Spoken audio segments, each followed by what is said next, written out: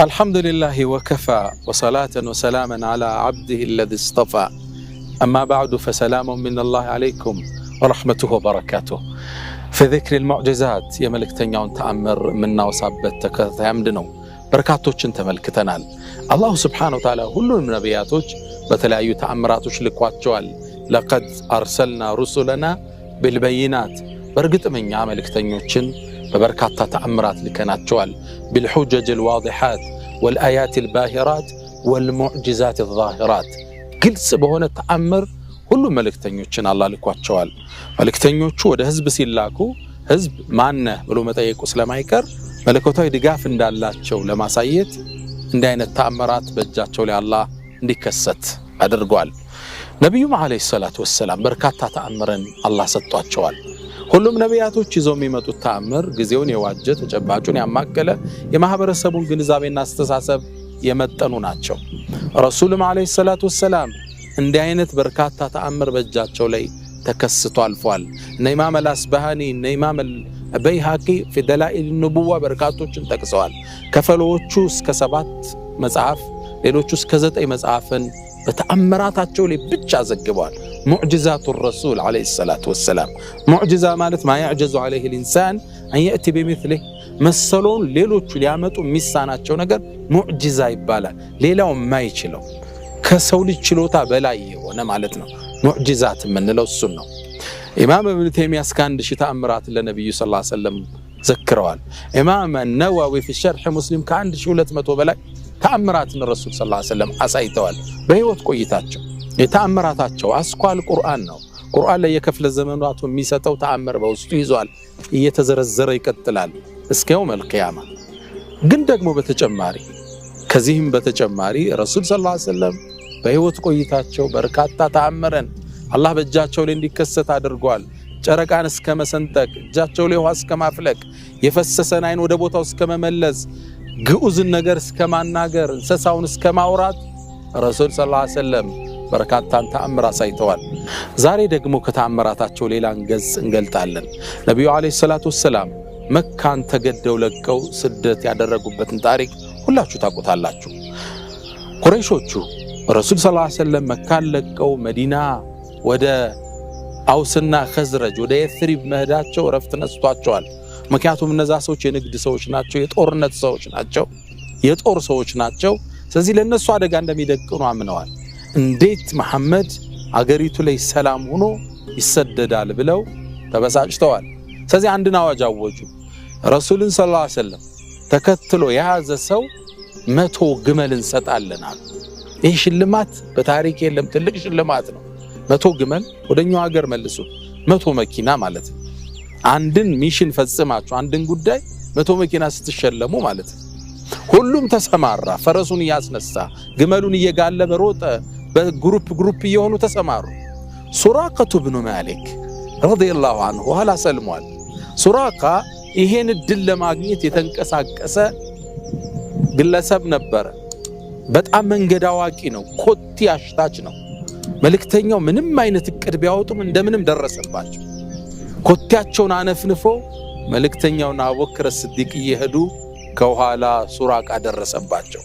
አቡበክር ዞር ሲል ሱራቃ እየጋለበ እየመጣ ነው የአላህ መልእክተኛ መጣብን እኮ ሰው አላቸው ሲላቸው ነብዩ ሰለላሁ ዐለይሂ ወሰለም قال لا تحزن ان الله معنا አቡበክር ግዴን ለማተክዝ አላህ ከኛ ጋር ነው አሉት ከዛም ሱራቃ እየቀረበ መጣ ሲቀርብ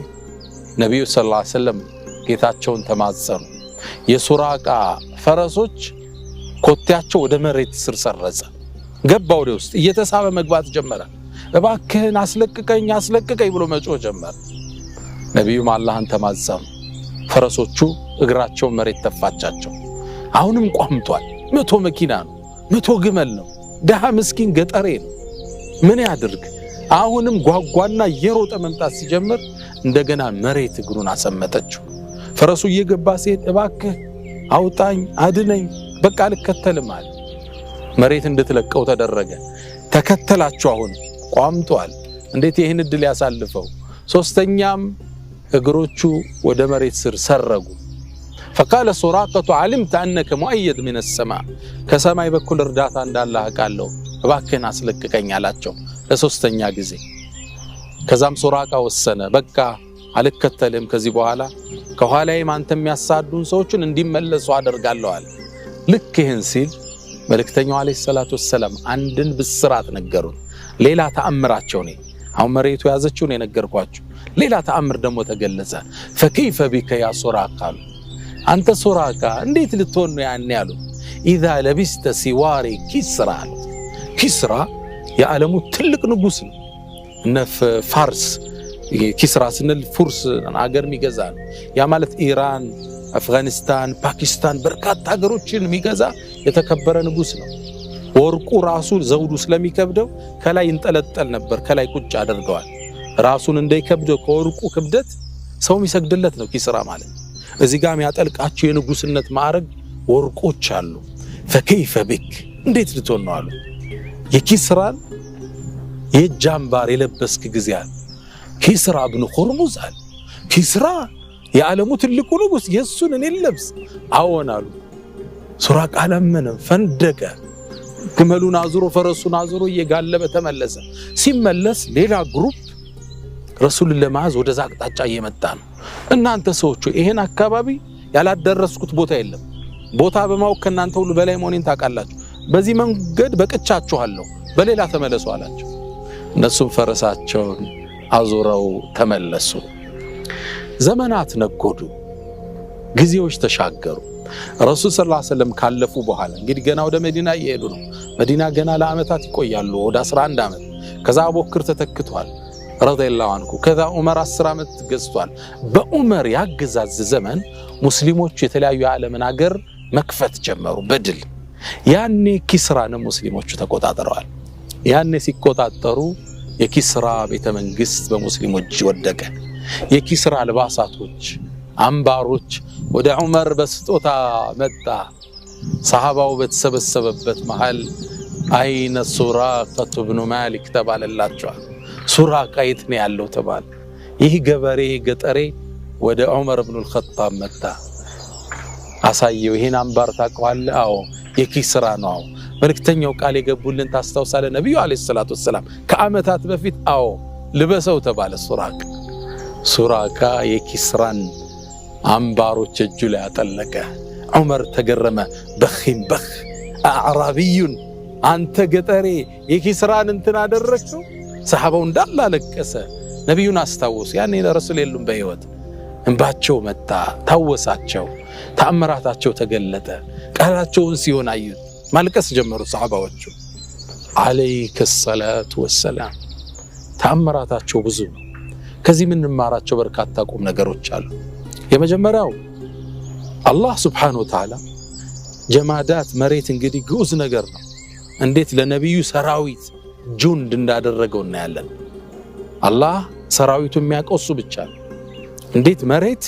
ምንራመድባት ነው ስትፈልጥ ግን ሲፈለግ ግን ምቱት ወንዝ ሊያረጋት ይችላል ሁለተኛ ቁረይሾቹ ይሄን የዲን ብርሃን ለማጥፋት የከፈሉትን የመስዋዕትነት ጥግ እናያለን 100 ግመል ለአንድ ሰው ለመስጠት 100 መኪና ለአንድ ሰው ሽልማት ሰብት መልእክተኛው ያሳለፉትን ችግርና መከራ እንመለከታለን በዚህ ላይ ሂጅራው አለ በዛ ባስቸጋሪ የአረቢያ ፀሐይ እርሳቸውና አቡበክር ሲዲቅ 400 ምናም ኪሎ ሜትር በላይ ነው ከመካ ወደ መዲና በፈረስ ያን ፀሐይ አቆራርጠው እንዴት ለዲኑ የከፈሉትን መስዋዕትነት እናያለን ሌላው በተጨማሪ አምባገነኖች በሂደት ስልጣናቸው እንደሚያጡ የአላህና የመልእክተኛው ቃል በሂደት እንደሚፈጸም ይሄ ታሪክ ተጨባጭ ምስክራችን ነው በርካታ አስተምሮቶች ማውጣት እንችላለን ሱራቃም ሰልሞ ይሄን ክብር ለማግኘት በቃ